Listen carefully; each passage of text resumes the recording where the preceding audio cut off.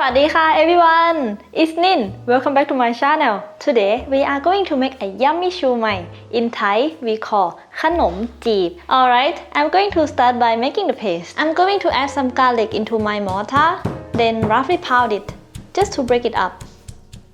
It's easy to peel the garlic this way.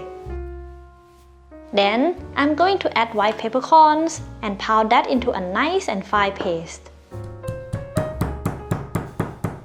By the way, if you want to have this handmade mortar and pestle, I do have 10% discount. You can check the link down below. Alright, until your garlic paste look like this, then I'm going to taking care of the shrimp. And because I don't have a food processor to grind the shrimp, so I'm going to finely chop it with a knife. You don't want to have any big chunks of shrimp here, but no need to be completely smooth like a paste either. Then I'm just going to put it in the ground pork. For the other half, I'm going to cut the shrimp into small chunks. Like that, I can put it on top of Kanom Jeeb easily. After setting that shrimp aside, I'm going to add finely chopped green onion and diced jicama into the ground pork. This is jicama. It's a root vegetable. It doesn't taste very sweet, but it's got a texture very crunchy, juicy, and refreshing. The seasoning is very simple. I've got some sesame oil, a little bit of sugar to balance the saltiness, some fish sauce. This smells really good. Then some soy sauce. I'm using mushroom soy sauce here. Cornstarch. This will help absorb the liquid that is in the filling and also helps with the texture. Also, I'm going to add an egg to make the filling even more tender. And the garlic paste. Now I will give it a mix. In the beginning, the filling will look runny a little bit, but it will thicken up while you're mixing it.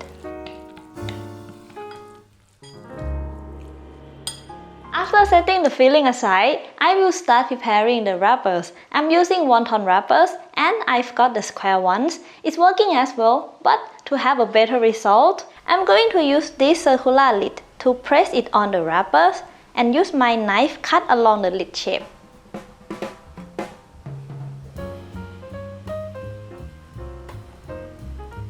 But if you got the round wonton wrappers, lucky you!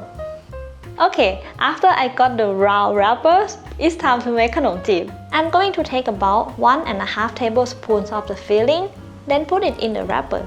You can make this as big or small as you like, it doesn't matter. But since I'm making this for me and my husband, I need a fat and chubby Kanom Jeeb. So add a little bit more of the filling. It's the right thing to do here. Hold your finger like an OK. Then push the filling down into the wrapper. Use your index finger to press and fold the skin up, making sure the filling reaches the very top of the wrapper, because any wrapper that's above your filling will end up drying while steaming. Then I will garnish it with some diced carrot and the shrimp chunks. My steamer is hot and ready, but my steamer rack isn't yet. I'm going to spray some vegetable oil all over the banana leaf for two reasons. 1. The dumplings will not stick on the rack. 2. While the banana leaf is cooking, it will release the aroma to the dumplings, which are very nice. But if you don't have the banana leaf, just don't forget to brush your steamer rack with some oil. Okay, I'm going to press this leaf into the rack, then bring in the shumai, dumplings, or Kanom Jeeb on top of the leaf.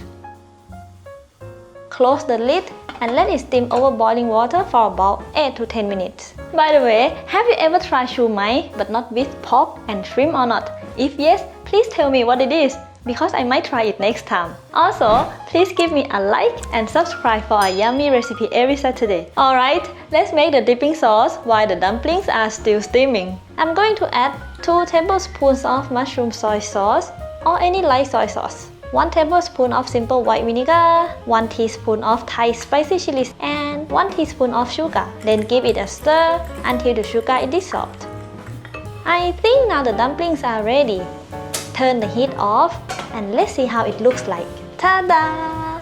Ooh, it looks yummy and chubby. I'm going to sprinkle some chopped green onion all over it. Then I'm going to serve and try it with the dipping sauce.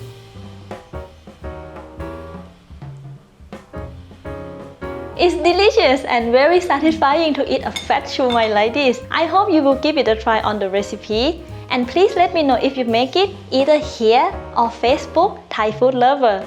Thank you for watching. See you next time and have a great weekend. Bye bye.